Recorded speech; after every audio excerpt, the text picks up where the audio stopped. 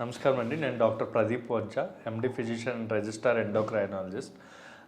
నేను Bhaskara hospitals Shapur and Gandimaisamma medical డైరెక్టర్గా ఇప్పుడు చేస్తున్నాను అండి. ప్రజెంట్ ఇప్పుడు బజ్జింగ్ టాపిక్ ఒకటి నడుస్తుంది, లైక్ దాని గురించి డిస్కస్ చేద్దాం అనుకుంటున్నాను. లైక్ గాంబియా అనే ఆఫ్రికన్ కంట్రీలో రీసెంట్గా ఇండియన్ మేడ్ కాఫ్ సిరప్ ఏదైతే ఉందో దానివల్ల 66 మెంబర్స్ అంటే 66 మంది పిల్లలు కిడ్నీ ఫెయిల్ అయ్యి చనిపోవడం జరిగింది.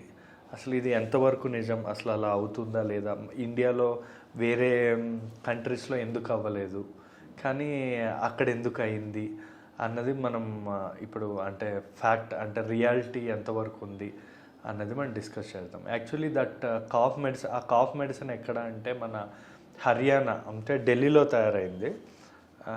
ఢిల్లీ హర్యానా ఆ ఏరియాలో తయారైందనమాట. ఆ కాఫ్ మెడిసిన్ ఏదైతే ఉందో అది ఇండియాలో కానీ వేరే ఏ కంట్రీకి కూడా ఆ కంపెనీ పంపించట్లేదు, నెంబర్ 1.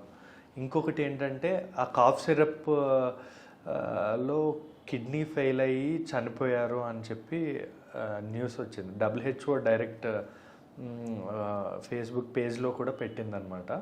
సో అసలు కిడ్నీ ఫెయిల్యూర్ అన్నది కాఫ్ సిరప్స్ వల్ల అవుతుందా, అది ఎంతవరకు నిజం అంటే నిజమే. కిడ్నీ ఫెయిల్యూర్ అనే అవుతుంది అంటే డ్రగ్ ఓవర్ డోస్ వల్ల, లైక్ డైఎథిలిన్ గ్లైకోల్ కానీ ఇథిలిన్ గ్లైకోల్ అని చెప్పి ఉంటుంది కాఫ్ సిరప్స్లో, ప్రోమెథజైన్ ఇంకా చాలా ఉంటాయి కాఫ్ సిరప్లో. అవన్నీ కాకుండా ఈ డైఎథల్ గ్లైకోల్ కానీ ఇథిలిన్ గ్లైకోల్ కానీ ఇవి ఎక్కువైతే ఏమవుతుంది అంటే ఇట్ కాజెస్ నెఫ్రోటాక్సిక్ డ్రగ్స్ అంటాం. అంటే నెఫ్రోటాక్సిక్ డ్రగ్స్ అంటే అవి కిడ్నీ డ్యామేజ్ అన్నది ఈ డ్రగ్స్ అనేవి చేసే అవకాశం ఉంటుంది. మేబీ ఇది ఎక్కువ మోతాదులో ఉండడం వల్ల 66 మంది పిల్లలు చనిపోవడం అనేది జరిగింది. కాకపోతే ఎప్పుడైనా ఏ కంట్రీ నుంచి అయినా ఒక డ్రగ్ వచ్చింది అంటే ఫస్ట్ FDA అని ఉంటాం, చాలా ఉంటాయి డ్రగ్ లైసెన్స్.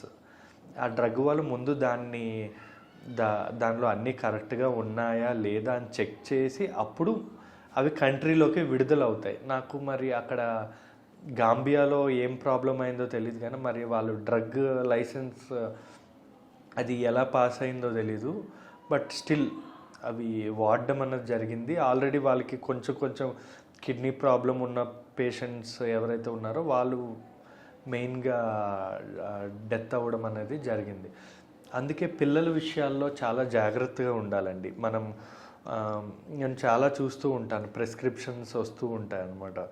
పిల్లలకి ఎప్పుడూ కూడా సిరప్స్ అనేవి వాడతాం, ఫీవర్ వచ్చినప్పుడు, కాఫ్ వచ్చినప్పుడు లేదా వేరే ఇతర కారణాల వల్ల మనం సిరప్స్ అనేవి రాసిస్తాం. పిల్లలకి ఎప్పుడు కూడా ట్యాబ్లెట్స్ అనేవి వాడం, మ్యాక్సిమం సిరప్సే వాడతాం. కాకపోతే కొన్నిసార్లు ఏమవుతూ ఉంటుందంటే లైక్ ఇప్పుడు మేము పిల్లలకి సిరప్స్ ఇచ్చేటప్పుడు పిల్లలకి ఏ సిరప్ ఇచ్చినా కూడా ఫస్ట్ వెయిట్ ఏజ్ బట్టి ఇస్తాం. ఫర్ ఎగ్జాంపుల్ 12 years దాటాకే అడల్ట్ అంటాం, వాళ్ళందరికీ ఒకటే డోస్ ఇవ్వచ్చు. For example Dolo 650, adult dose 650 mg ఇవ్వచ్చు. పెయిన్ కిల్లర్స్ 300 mg లేదా పారాసెటమాల్ ఇంకో 300 mg కాంబినేషన్లో ఉంటాయి. యాంటీబయాటిక్స్ 500 mg 650 mg అని ఉంటాయి. సో ఆ డోస్ బీడీ డోస్ అంటే 2 పూట్ల పెద్దవాళ్ళకి అంటే 12 years దాటాక అడల్ట్ డోస్ అంటాం, అలా ఇవ్వచ్చు, ప్రాబ్లం లేదు. కానీ పిల్లల్లో ఏంటంటే వాళ్ళ వెయిట్ బట్టి ఇవ్వాలి మనం. అంటే ఫర్ ఎగ్జాంపుల్ ఇప్పుడు నేను చాలా ప్రిస్క్రిప్షన్స్ వస్తుంటాయి, లైక్ మెడికల్ షాప్స్కి వెళ్ళి డైరెక్ట్గా పిల్లలకి జలుబు ఉంది, దగ్గు ఉంది అని చెప్పి మెడిసిన్స్ తీసుకుంటారు, లేదా క్వాక్స్ దగ్గరికి వెళ్ళి రాయించుకుంటూ ఉంటారు. వాళ్ళు ఏమవుతుందంటే వాళ్ళు ఏంటంటే 3 yearsకి 3 ml 5 yearsకి 5 ml అలా ఇష్టం వచ్చినట్టు డోసెస్, స్టెరాయిడ్ డోసెస్ ఎక్కువ పెట్టడం, ఇలాంటివన్నీ చేస్తూ ఉంటారు అన్నమాట. దానివల్ల ఏమవుతుంది, ఇప్పుడు నేను ఒక పారాసెటమాల్ జ్వరం వస్తే ఒకటి తీసుకుంటా అంటే 650 mg తీసుకుంటా, అంతేగాని ఒక 3000 mg 4000 mg తీసుకుంటే ఏమవుతుంది, నా లివర్ ఫెయిల్ అవుతుంది. పెయిన్ కిల్లర్ పెయిన్ ఉంటే ఒక ట్యాబ్లెట్ తీసుకుంటా, ఒక 10 ట్యాబ్లెట్లు తీసుకుంటే కిడ్నీ ఫెయిల్ అవుతుంది. సో పిల్లల్లో కూడా సేమ్, చాలామంది పిల్లలు ఈ కారణం వల్ల కిడ్నీలు ఫెయిల్ అయ్యి, లివర్ ఫెయిల్ అయ్యి చాలామంది పిల్లలు వస్తూ ఉంటారు. అందుకే ప్రాపర్గా పిల్లల దగ్గర రిస్క్ తీసుకోకూడదు. వాళ్ళకి ఖచ్చితంగా ఎంబీబీఎస్ డాక్టర్, అంటే మీకు డాక్టర్ మీ దగ్గరలో ఏ డాక్టర్ లేకపోతే ఒక ఎంబీబీఎస్ డాక్టర్ని అట్లీస్ట్ కాంటాక్ట్ అవ్వండి, లేదా ఒక పిడియాట్రిక్ ఎండి పిడియాట్రిక్ చేసిన డాక్టర్ని వెళ్ళి కలిస్తే ఇంకా మంచిది.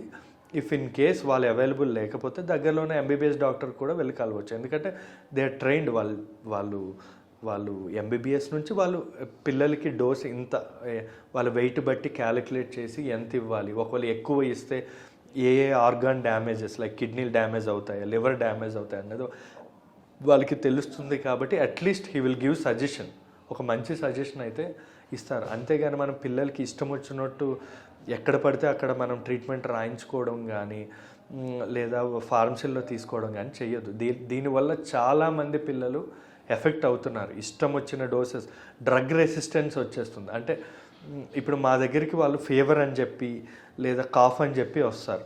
మేము 2 years అనుకోండి, మేము క్యాలిక్యులేట్ చేసి ఒక క్లాంప్ అనో అమోక్సిక్లావ్ అనో పారాసెటమాల్ అనో ఇస్తాం, ఒక 2 ml అలా ఇస్తాం. కానీ దాంతో కంట్రోల్ అవ్వదు. అంటే మేము మంచి డాక్టర్లు కాదు అని అర్థం కాదు. వాళ్ళు ఆల్రెడీ మెడికల్ షాప్స్కి వెళ్ళో లేదా క్వాక్స్ దగ్గరికి వెళ్ళి వాళ్ళు ఏం చేస్తారు అంటే 5 ml 6 ml, అంటే మనకి జ్వరానికి 650 mg డోలో ట్యాబ్లెట్ వాడాల్సింది 3-4 డోలో ట్యాబ్లెట్లు వాడుంటాడు.